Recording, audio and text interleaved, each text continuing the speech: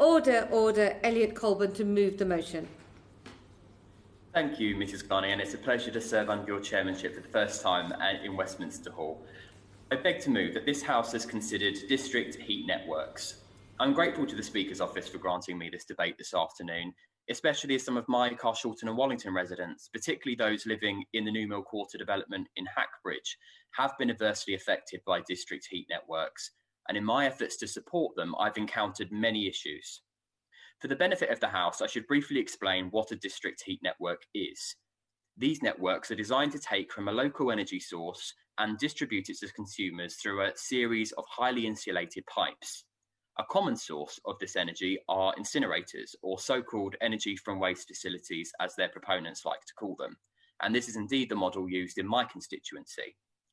When the Lib Dems gleefully secured the incinerator in Beddington that they fought so hard to deliver, one of their most common arguments was that the waste heat from this incinerator would be used to heat local homes. The idea was that these highly insulated pipes would be laid, water would be heated at an energy transfer station using heat from the incinerator, and sent along the pipes to residents' homes, providing a reliable and supposedly clean heating source at a reasonable price, all run by an arm's-length company called Sutton Decentralised Energy Network, or SDEN, which is wholly owned by the council. The reality, instead, has been a system that has been dogged with failure, residents being ripped off, and a complete absence of any action or even empathy from the council, which I hope to expand on later in my speech. But the central point I want to get across today is that this relatively new form of energy production is almost entirely unregulated. When residents have problems, they have very little in the way of consumer protections or rights, and that is what I hope I can persuade the government to fix. The government has already launched a consultation into these networks, which I contributed to, and indeed made space for discussions about these networks in the design of the Green Heat Network Fund. The consultation describes these heat networks as central heating for cities. But when your central heating breaks down in a traditional home, one family is affected. When a heat network breaks down, the entire network is affected, impacting hundreds or even thousands of people. As the consultation itself states, a heat network avoids the need for individual heating solutions in every building, and therefore encounters problems that will impact every building jointly. This is why there needs to be greater consumer protections, and I want to draw focus on several key themes today. The first is reliability. There have been extended delays in the SDEN system going live, meaning residents were, until last month, being provided with heat by the backup boilers, which have been proven less than reliable. By my count, judging from the contact I've had with residents from New Mill Quarter, in the past year there's been nearly 20 hot water or heating outages, including over the cold winter months, leaving people without hot water or heating and putting vulnerable people at risk. And on 2 occasions since December, these hot water and heating blackouts have required a call out from the London Fire Brigade due to problems in the backup boiler room. But this isn't isolated to Hackbridge. The Bayes Heat Network Consumer Survey of 2017 found a greater proportion of heat network customers experienced loss of heating compared to customers not served by these networks. And a report by the Competition and Markets Authority on this topic also showed up reliability concerns as a consistent theme of customer complaints with heat networks, particularly citing these unplanned interruptions. I'm guessing most of us live in a home heated by a boiler. And for those people, and for those of us who are, breakdowns are a rare occurrence, but for New Mill Quarter residents, it's very common. And even if those of us who are living in a home heated by a boiler, if we're dogged with problems, we can vote with our feet. We can switch provider, we can change our system, we can replace the boiler, but that system and that option isn't available to those living in a district heat network.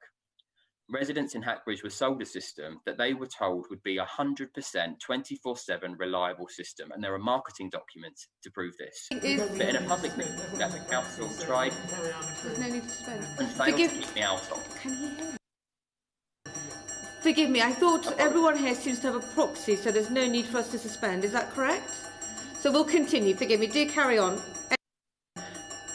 Thank you, Mrs. Garney. Apologies. To repeat, residents were sold a system that they were told would be 100% 24/7 reliable system, and there are marketing documents to prove this.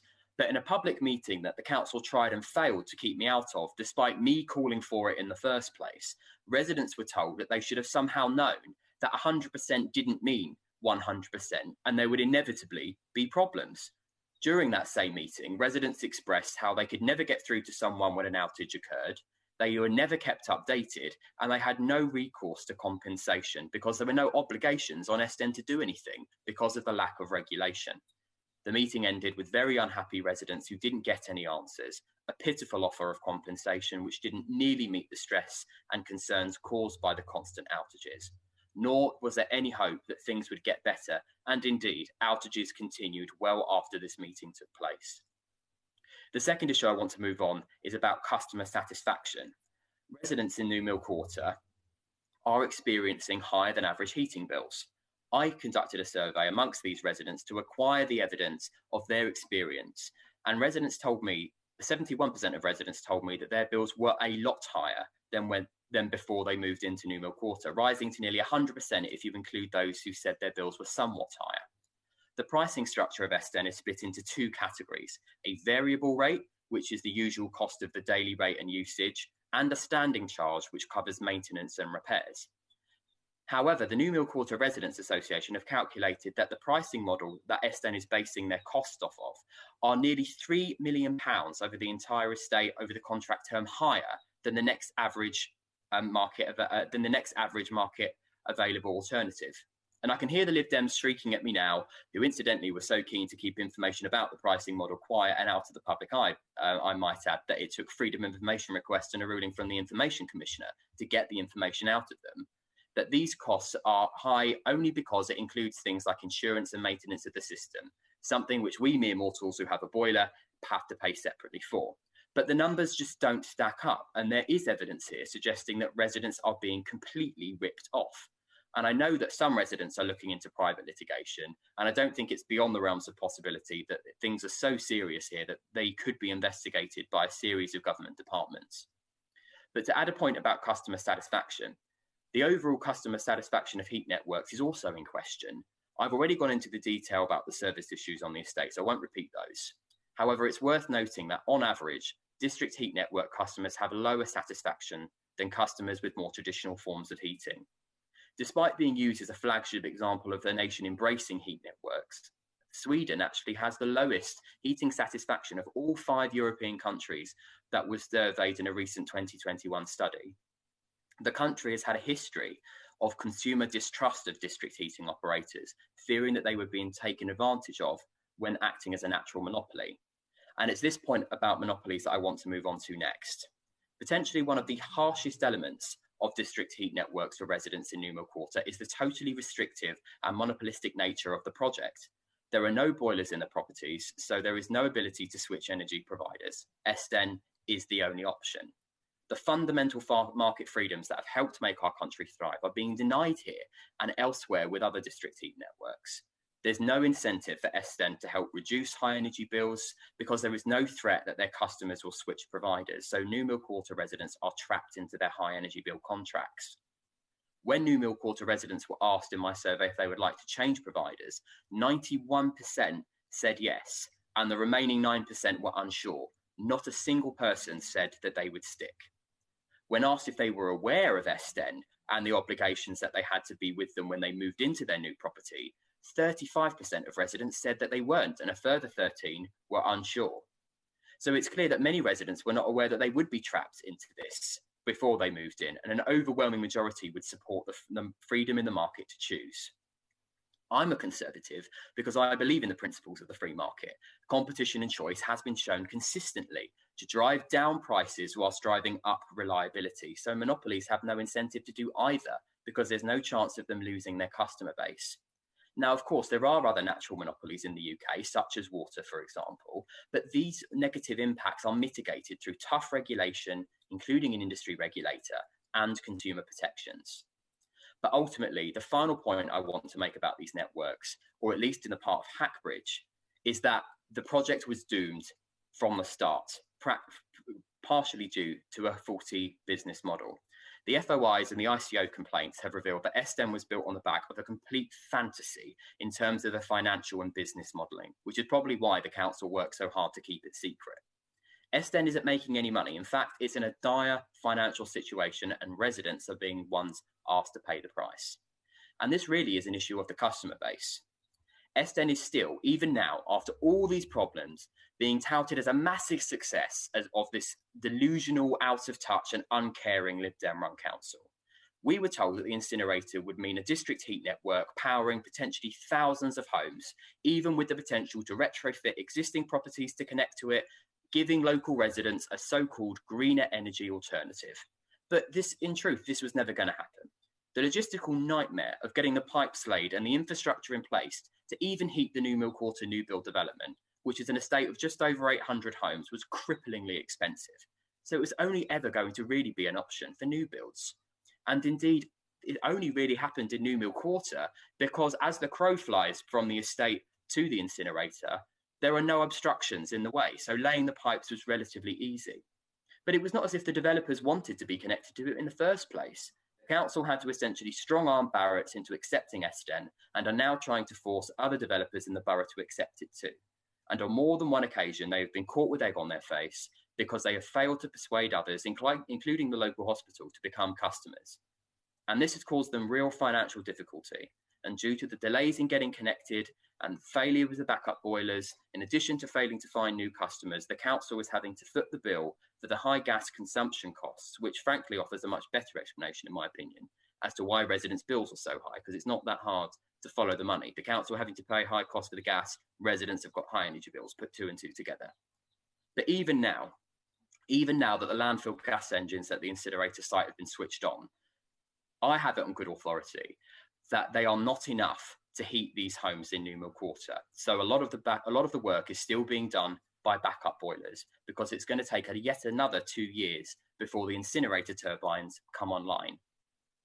But looking to the future, even if this was a reliable system, the incinerator was connected and working well, prices were reasonable, it wouldn't change the fact that the business model is still fatally flawed, as I think there is something glaringly obvious coming down the line, which I fear has been overlooked. And that is the fact that the government's own resources and waste strategy calls for the phasing out of incinerators or so-called energy from waste facilities as a form of waste management as we look further up the waste hierarchy. The less waste we produce, plus the more existing waste that we can recycle and reuse, means that disposal through incineration becomes less and less necessary. But the question is, what happens then? The day will come when there isn't enough waste being produced to burn and consequently power these heat networks. So what happens to the residents who are being heated by heat networks? The backup boilers aren't the answer, as we've demonstrated, because they can't cope with the stress of maintaining an entire heat network. So there could only possibly be two solutions: either importing waste to keep the incinerator going and the supply going. That means more vehicle movements, more pollution, and scraping any fantasy that this is some kind of green alternative. Or the other alternative is an expensive, time-consuming, and in many cases potentially impossible retrofit of an alternative energy supply. These networks are not future-proofed at all. And the day will come, it may be 20 or 30 years away, but the day will come when failure to future-proof could lead to an even greater problem for residents later down the line. So, Mrs. Carney, I've covered a lot of ground today, but I hope it's demonstrated the seriousness of the problem facing New Mill Quarter residents who feel ignored and abandoned by their ward councillors, the council at large, and SDEN. The SDEN's problems are not unique, although I may imagine some of the dodgy dealings might be, but that tougher regulation is clearly needed, as examples of this can be found from across the country.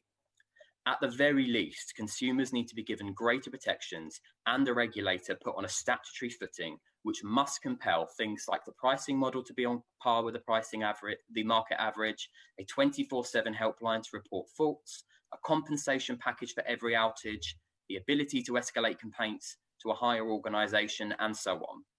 But I would also urge the government to look at whether these monopolies are a good idea at all. The inability to choose a provider isn't just unfair, but we are also heading to a point where the source of energy may not even be available in a couple of decades' time.